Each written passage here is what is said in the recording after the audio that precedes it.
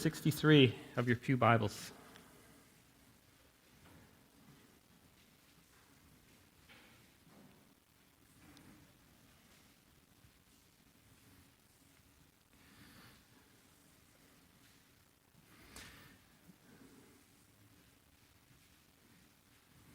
A letter to the exiles.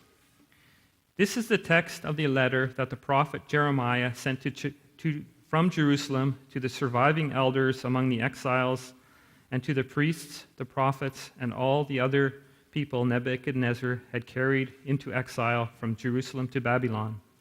This was after King Jehoiakim and the queen mother, the court officials, and the leaders of Judah and Jerusalem, the craftsmen and the artisans, had gone into exile from Jerusalem.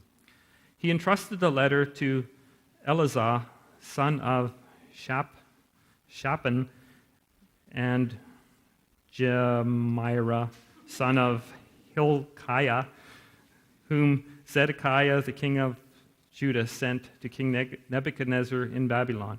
It read, This is what the Lord Almighty, the God of Israel, says to those I carried into exile from Jerusalem to Babylon. Build houses and settle down. Plant gardens and eat what they produce. Marry sons and daughters. Find wives and give your sons and give your daughters in marriage, so that they too may have sons and daughters. Increase in number there, do not decrease. Also seek the peace and prosperity of the city in which I have carried you into exile. Pray to the Lord for it, because if it prospers, you will prosper. Yes, this is what the Lord Almighty, the God of Israel, says. Do not let the prophets and diviners among you deceive you.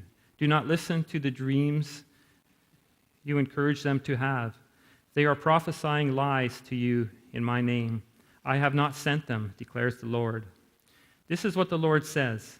When 70 years are completed for Babylon, I will come for you and fulfill my gracious promise and bring you back to this place.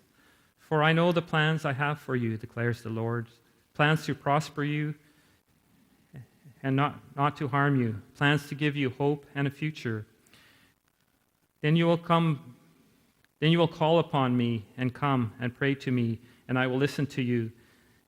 You will seek me and find me when you seek me with all your heart. And I will be found by you, declares the Lord, and will bring you back from captivity. I will gather you from all the nations and the places where I have banished you, declares the Lord, and I will bring you back to the place from which I have carried you into exile. This is the reading of our Lord.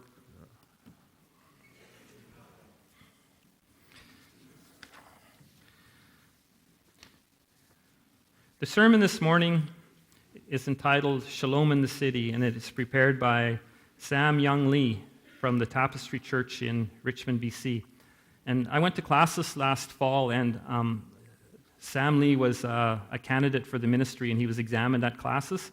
And part of that process is he had to write two sermons, one Old Testament sermon and one New Testament sermon on which he was critiqued on. And this is the Old Testament sermon he wrote. He became an ordained pastor, and he's presently working at Kwantlen College as a chaplain.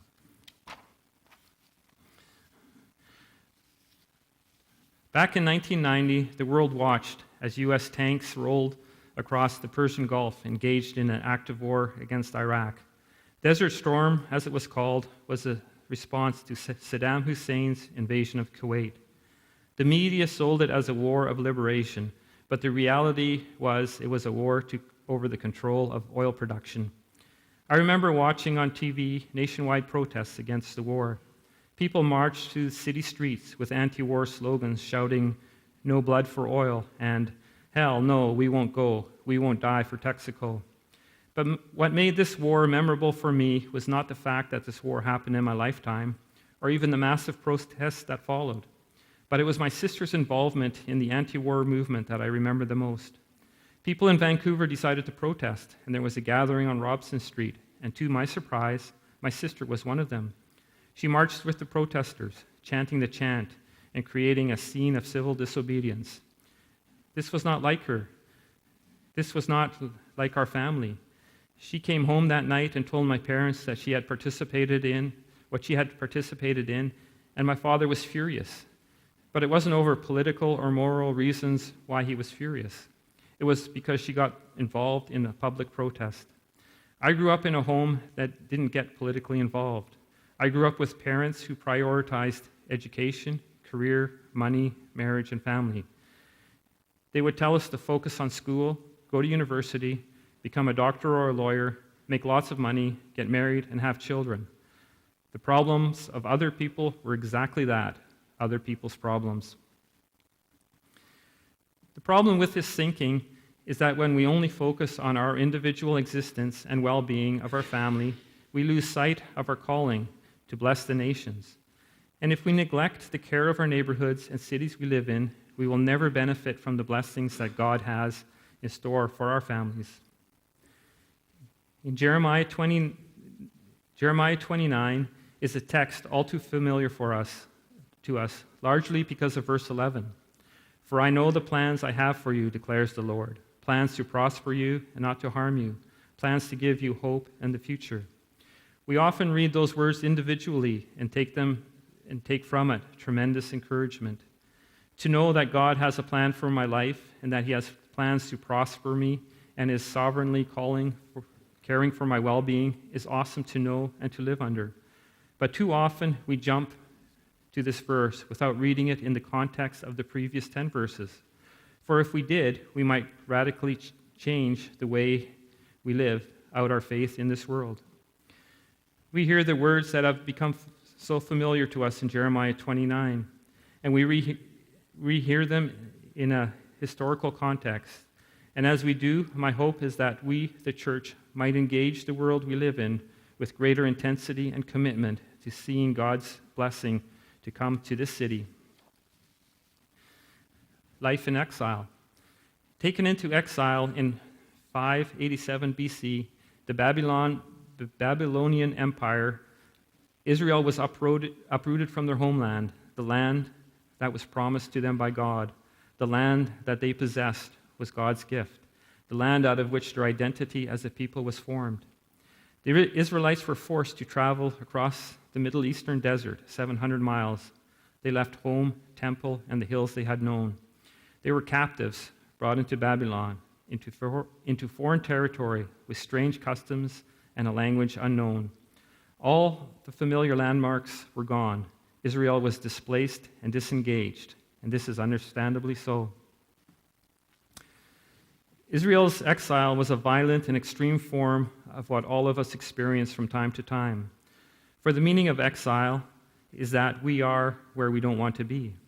Maybe we're quite literally separated from home in a foreign country and we're homesick. Maybe we've just become jobless for way too long. Or maybe we've been at a job we're not happy with and see greener pastures elsewhere.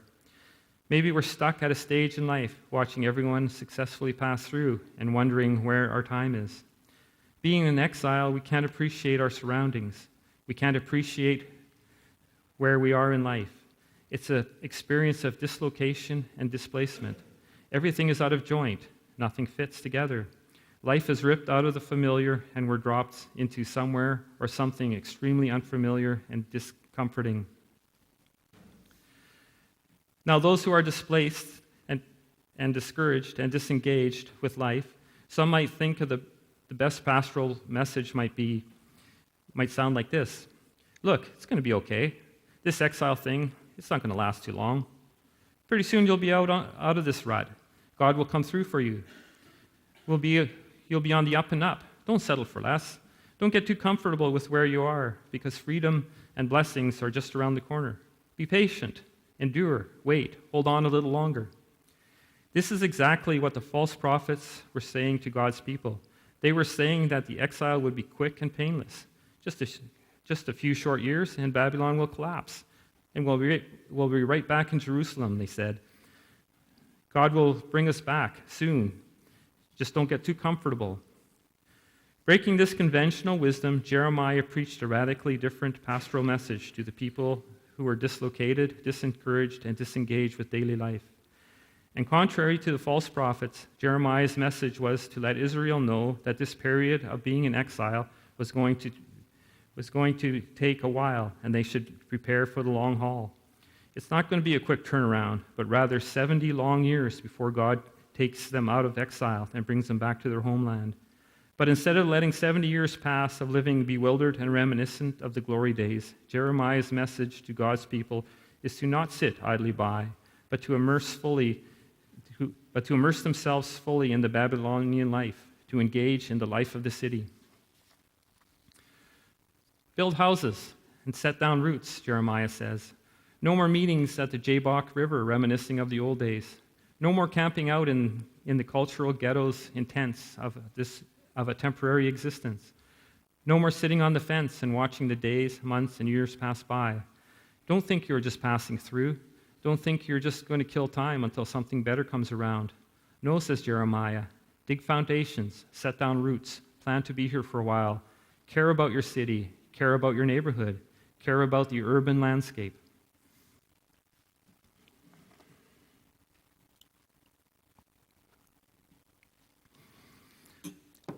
Jeremiah's message embodied a robust theology of place.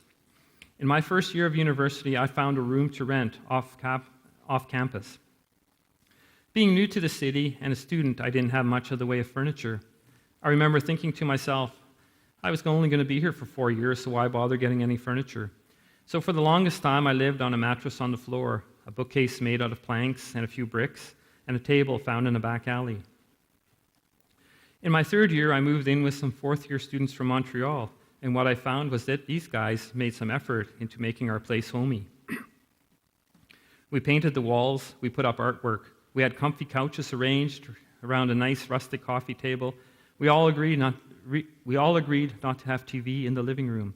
There was a nice sized dining room table that seated 6 or 8, and we had many dinners together as a house, and our house was often a place where people came over to hang out. What I learned during this year was the importance of making a house a home. Yes, we were only there for a year, but we had created a warm, inviting place, a place of hospitality. I learned that there is a theology of place. So often we think of the Christian life as just passing through. We sing that this world is not our home and that our real home is in heaven. This kind of thinking often leads to an abandonment of this world in hopes of a greater world. We hold relationships lightly. We don't care as much about geography. We divest from any real commitments to things of this world. But the truth is that this world matters. God redeems and restores this world we live in. And so we should never abandon this world, but work to restore and build it. Several years ago, I had the privilege of going on a mission trip to New Orleans to rebuild some of what Hurricane Katrina destroyed. As a team, we went to the lower 9th Ward, the poorest part of New Orleans, and the neighborhood that was hit the worst. Walking the deserted streets, you could see a big X sprayed. Walking the deserted streets, you could see a big X spray painted on the houses with numbers that referred to the number of dead that were found in that house. As we continued to walk, I noticed a house with these words spray painted: "Our roots run deep here." Reading these words, I could hear the real commitment of rebuilding this place. These people aren't going anywhere. They knew where they came from. They know where their home is, and they're not about to abandon this devastated wasteland. No, they are here for the long haul, here to see their families return and children's playing in the streets. This is what a robust theology of place looks like in practice, and this is what God is calling us to. Plant gardens and eat local product, Jeremiah continues to say. Join the economic and cultural life of the city. Planting gardens is an agricultural metaphor that moves us from becoming a nomad to a hunter, or from being a nomad, a hunter and gatherer, to a settler who starts to grow crops and to contribute to the local economy. Buy and sell goods and services, Jeremiah says. Get involved in the economic and cultural life of that city. Get out of the ghettos and become fully functioning members of society. Eat the local produce. Acquire a taste for the local food. Too often we have dichotomized what is sacred and secular as Christians. We create unhelpful distinctions between what is Christian and what is cultural.